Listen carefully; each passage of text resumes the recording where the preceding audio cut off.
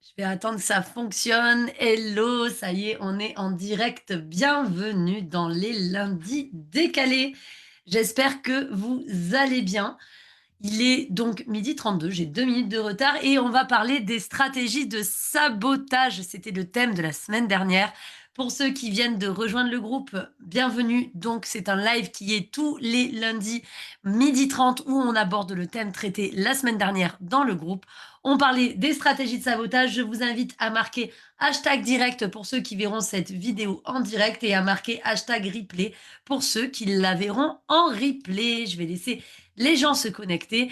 Et puis alors, ça va être assez marrant comme live. Parce qu'il y a des stratégies de sabotage que vous connaissez très bien, comme la procrastination, je vais y revenir, mais il y en a que vous ne connaissez pas ou que vous pratiquez sans savoir que c'est une stratégie de sabotage. Donc, déjà, dans le chat, là, je vois qu'il y a déjà une dizaine de personnes de connectées. Coucou Cédric, qui a tendance à être un petit peu dans l'auto-sabotage. Allez, en toute franchise, en toute objectivité, qui a tendance parfois à s'auto-saboter. Je dois le dire, moi aussi, je me sabote parfois sur certains domaines où, où je traîne un peu la patte parce que y a des peurs qui viennent un petit peu traverser mon esprit, mais j'ai des outils pour avancer. Coucou Brian. Donc, qui a tendance à être dans l'auto-sabotage?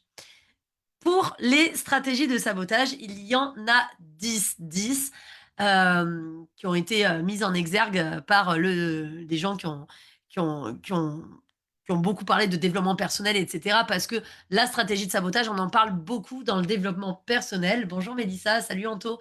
Et Cynthia, salut aussi. Bah, chez matinale, Cynthia, bon matin. C'est le Canada, salut Loïc. Les stratégies de sabotage, je vais donc vous les énumérer et vous les expliquer. Je vous invite à chaque fois que vous en reconnaissez une chez vous à écrire le nom de la stratégie en chat parce que comme ça, ben, ça va vous permettre de faire vivre le chat déjà et de voir laquelle tu pratiques ou lesquelles tu pratiques, hein. Tu n'es pas obligé d'en avoir qu'une, on en a souvent plusieurs. La première stratégie de sabotage, c'est l'intellectualisation. L'intellectualisation, c'est ceux qui vont être en boucle dans leur tête mentale au taquet. Amis HPI en général sont bien concernés. L'intellectualisation, c'est le fait de ruminer sans cesse la même chose et en fait de mentaliser toutes les actions que tu vas prendre. Et donc, comme tu mentalises toutes les actions que tu vas prendre, tu ne prends pas d'action parce que tu réfléchis trop, ça devient chronophage, tu t'éparpilles dans tes pensées, tu ne poses aucune action et donc ça te fait passer à côté des opportunités qui s'offrent à toi parce que tu intellectualises trop, tu réfléchis trop. Donc, tu réfléchis trop et à mauvais escient. Donc, première stratégie de sabotage, l'intellectualisation, qui parmi ceux qui regardent sont dans l'intellectualisation, c'est-à-dire que je recule mes prises de décision et mes prises d'action à cause du fait que je réfléchis trop et souvent mal, c'est-à-dire que je peux en fait prendre trop de temps avec mon mental qui est dominant et qui m'empêche d'avancer. Ça, c'est la première chose. Alors d'ailleurs, petite parenthèse, j'ai eu, j'ai eu un j'ai eu un appel récemment où, je proposais un programme. Alors c'est une parenthèse, mais un exemple typique de haut potentiel qui fait l'intellectualisation, où je proposais le programme avec le prix du programme, donc les programmes qui durent 6 mois, hein, qu'on propose nous dans Couleuse Coaching et la personne, en fait, est allée faire un calcul en divisant par, X le nombre de séances qu'il avait fait avec quelqu'un en tête à tête pour savoir si le nombre de séances correspondait au programme. Waouh! Waouh! J'ai failli répondre et en nombre de pots de yaourt, ça fait combien? En fait, il a intellectualisé tellement le truc qu'il s'est fait peur à lui-même. L'intellectualisation, c'est partir, en fait, dans les méandres de ton cerveau pour t'empêcher d'avancer. Je vois que Brian, tu te sens concerné, Cynthia aussi. Alors je continue. Allez, intellectualisation, c'est bon. On va aller sur le deuxième. Le deuxième, vous le connaissez. Ce n'est pas la procrastination, non, toujours pas, mais il y ressemble un petit peu. Il est fait autrement. Le deuxième s'appelle le piège du temps qui passe. Le piège du temps qui passe, c'est quand tu passes ta vie à dire j'ai pas le temps.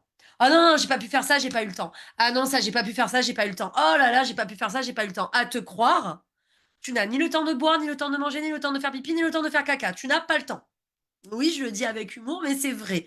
Des fois, j'ai des gens, par exemple, quand je les ai en appel, je leur dis, tiens, tu regarderas ce contenu, et je les ai une semaine après. Ah, désolé, j'ai pas eu le temps. Non, c'est pas que t'as pas eu le temps, c'est que tu n'as pas pris le temps. parce que à tous et sans exception, si je leur dis: «Depuis une semaine, tu n'as regardé aucune série à la télé, tu n'as jamais allumé la télé, tu n'as jamais, rien fait pour toi», «Bah non, si, je regarde des séries Netflix». Donc tu n'as pas pris le temps, mais tu as eu le temps. Vous voyez ce que je veux dire? Donc le piège du temps qui passe, c'est vraiment de dire tout le temps: «J'ai pas le temps», c'est-à-dire d'être tellement suffocant et tellement dans le fait de courir tout le temps qu'on ne prend pas de temps pour soi. Le piège du temps qui passe est donc une stratégie de sabotage.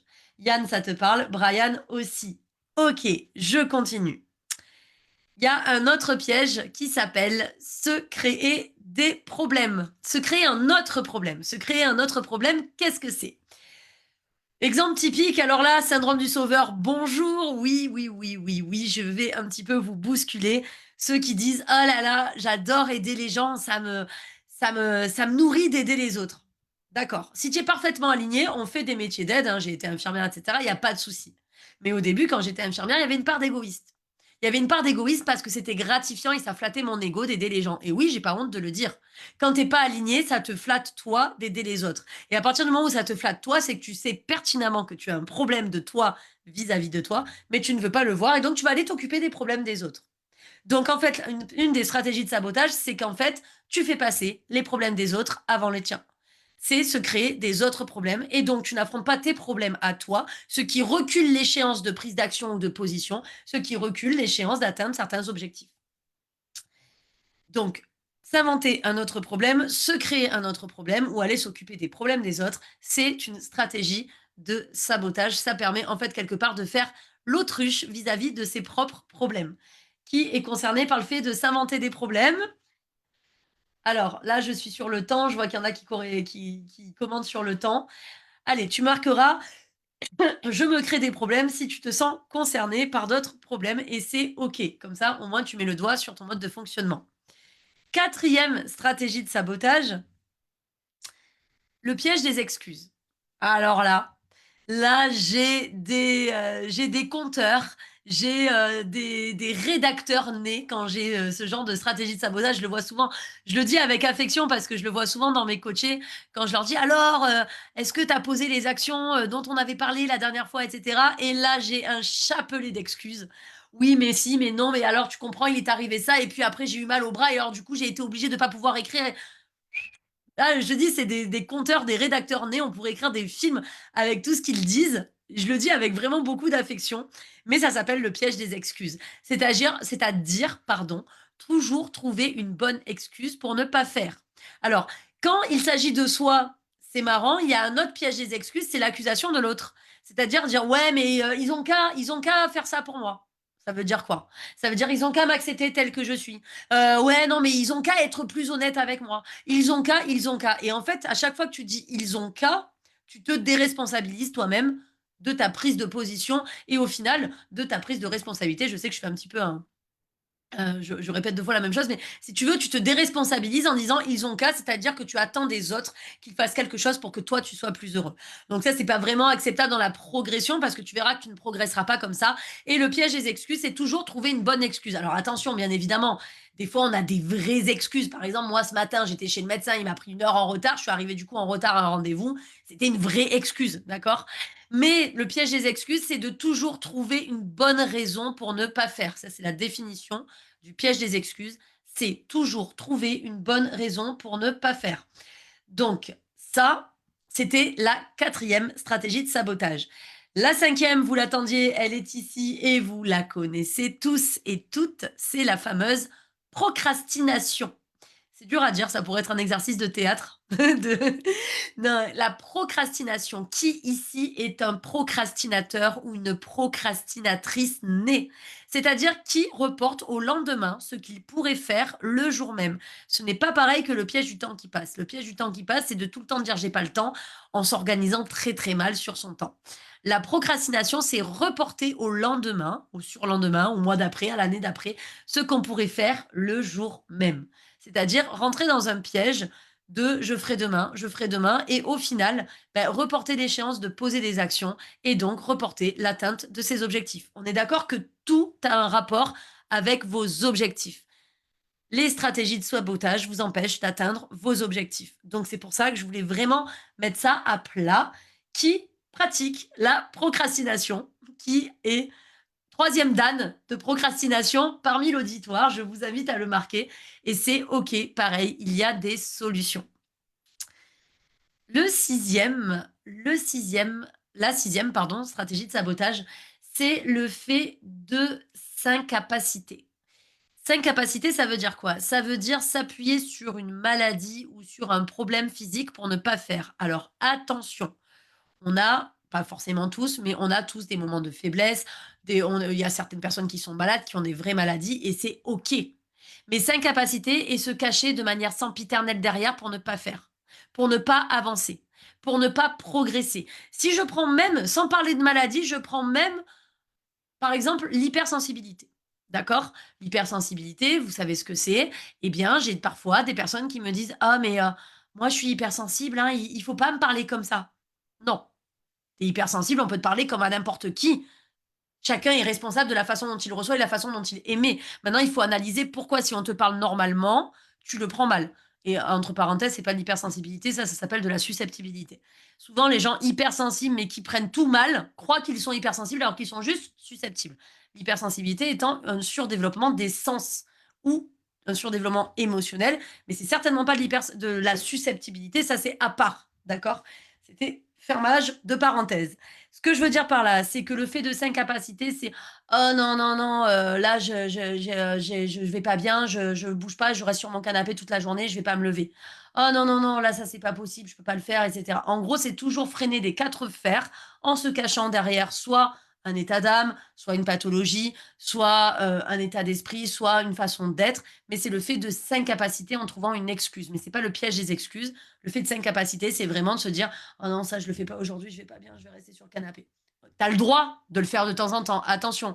Par définition, une stratégie de sabotage, c'est quelque chose de récurrent. Bien évidemment que tu as le droit d'avoir mal et de rester sur ton canapé, c'est logique. On n'est pas des barbares, d'accord? Ce que je veux dire par là, c'est que, parfois, par contre, c'est pesant et en fait, il y a des gens qui rentrent dans cette boucle du fait de s'incapaciter et c'est un petit peu l'expression qu'on dit, c'est des gens qui s'écoutent trop. On vous dit de vous écouter en dev perso, de vous écouter, d'écouter vos besoins et cetera, mais de trop s'écouter, plus tu vas mettre le doigt sur une douleur, plus elle va être présente et ça, c'est une parole d'infirmière parce que pour ceux qui ne me connaissent pas, à la base, je suis infirmière. Et donc effectivement, plus on se concentre sur une douleur, plus elle est là. Plus on détourne l'attention de la douleur, moins elle est là. La septième stratégie de sabotage, c'est et là, nos amis TDAH vont se reconnaître. Team TDAH présente. La septième stratégie de sabotage, c'est la fameuse hyperactivité. L'hyperactivité, c'est aller de partout, faire plein de choses, faire 3 milliards de choses en même temps, commencer 3 milliards de tâches en même temps et ne jamais les finir. L'hyperactivité est ni plus ni moins qu'un manque de focus sur l'essentiel, c'est-à-dire qu'on se fait des to-do list longs comme le bras, on n'arrive pas à les finir à la fin de la journée, du coup notre estime de soi dans les chaussettes, on se sent nul parce qu'on n'a pas fait tout ce qu'on voulait faire, on est fatigué et ça rejoint un petit peu l'expression qui dit brasser de l'air. Brasser de l'air, on papillonne, on va à droite, à gauche, on essaie de faire plein de choses et au final, on ne fait rien. Ça, c'est la stratégie de sabotage qui s'appelle l'hyperactivité. Il en reste 3. La huitième stratégie de sabotage. La huitième stratégie de sabotage, c'est la dramatisation. La dramatisation, alors là, on a Christopher Nolan dans la tête. C'est un drame, tout est un drame, tout est grave, tout est monté en fromage et en fait, on n'arrive pas à redescendre. «Ah, mais tu te rends pas compte, c'est gravissime ce qui s'est passé. Ah, ah, ah!» On est dans la complainte perpétuelle et on dramatise tout ce qui peut s'opposer ou s'imposer à nous. Ce qui fait que comme on est dans la dramatisation, on reste dans le mental, on reste dans la tête, on reste dans le non-faire et bien évidemment, ça nous éloigne de nos objectifs. Il en reste 2. La neuvième stratégie de sabotage, c'est la passivité. La passivité, c'est j'attends. J'attends. J'attends que ma vie change, mais sans me poser d'action. Voilà. La passivité, c'est ça. Si je devais un petit peu mettre un côté poétique à la passivité, c'est ça. C'est j'attends que ma vie change sans poser d'action. Donc, pour ceux qui ont la stratégie de sabotage de la passivité, mettez-vous bien ce scoop dans la tête. 0 plus 0 égale 0. 0 action plus 0 prise de position plus 0 initiative égale 0 résultat. Faire toujours la même chose en espérant des résultats différents est une pure folie. D'accord? Donc, en fait, la passivité, c'est attendre que les choses se fassent, attendre que ça vienne à toi, attendre que l'amour arrive de lui-même. Alors, le chercher, ça sert à rien non plus. D'accord? Ça arrivera déjà quand tu seras en fait actif vis-à-vis de toi-même. Attendre que les opportunités professionnelles arrivent de elles-mêmes. Attendre que quelqu'un qui vienne taper à ta porte pour t'offrir du boulot. Non, non, non, ça arrive dans les films et encore, mais non, la passivité retarde ta prise d'action et donc l'atteinte de tes objectifs, tout simplement. Et enfin, la dernière stratégie de sabotage, c'est le coup de la bécasse. Le coup de la bécasse en coaching, c'est un petit peu le fait d'être dans le déni quelque part et je vais t'expliquer pourquoi on appelle ça le coup de la bécasse. Le coup de la bécasse, alors la bécasse, c'est un oiseau des forêts, vous devez le connaître. Et c'est un oiseau qui fait énormément de bruit quand il voit des prédateurs s'approcher de son nid, mais il fait du bruit à l'opposé de son nid. Mettons, le nid est là avec ses petits oiseaux, ses oisillons, c'est dur à dire. Le nid est là avec ses oisillons et la bécasse va être de l'autre côté du sentier et faire énormément de bruit pour attirer les prédateurs sur elle, pour que les prédateurs ne voient pas les oisillons. D'accord? Le coup de la bécasse en coaching, c'est faire énormément de bruit sur un problème qui n'en est pas vraiment un, pour ne pas s'occuper du problème principal qui te paralyse et qui t'empêche d'avancer. Donc le coup de la bécasse, c'est de dire oui, ça c'est mon problème parce que tout le reste ça va bien, alors que tu sais pertinemment que ça va pas bien. C'est une forme de déni, c'est une forme de détour d'attention, si tu veux. C'est-à-dire je détourne l'attention sur un autre problème pour pas m'occuper du problème principal qui va me prendre du temps et va être pesant pour moi. Ça s'appelle faire un coup de la bécasse. Donc, pour ceux qui sont en train de nous regarder, alors il y en a, je les ai déjà eu en appel, il y en a, ils sont déjà avec nous dans les programmes. Moi, je voudrais bien savoir quelles sont vos stratégies de sabotage. Ça me, ça me titille, ma curiosité est titillée. Donc, pour ceux qui veulent en discuter et voir un petit peu comment vous mettez ça en place et en débriefer avec moi en personne, ça sera moi qui débrieferai avec vous, sauf ceux que j'ai déjà, hein, que tu vois, Brian, on va savoir bientôt, donc il y a pas de souci. Vous marquez en commentaire sabotage et je reviens vers toi pour que tu me dises déjà desquels tu veux parler. Tu marques en commentaire sabotage et on revient te parler pour discuter et débriefer de tes stratégies de sabotage. Cette vidéo sera mise sur YouTube. Tu peux également communiquer avec moi via YouTube sur le lien WhatsApp qui est en dessous de la vidéo. Je te souhaite un bon appétit, Annie Décalée, et je te dis à très vite. Bye bye.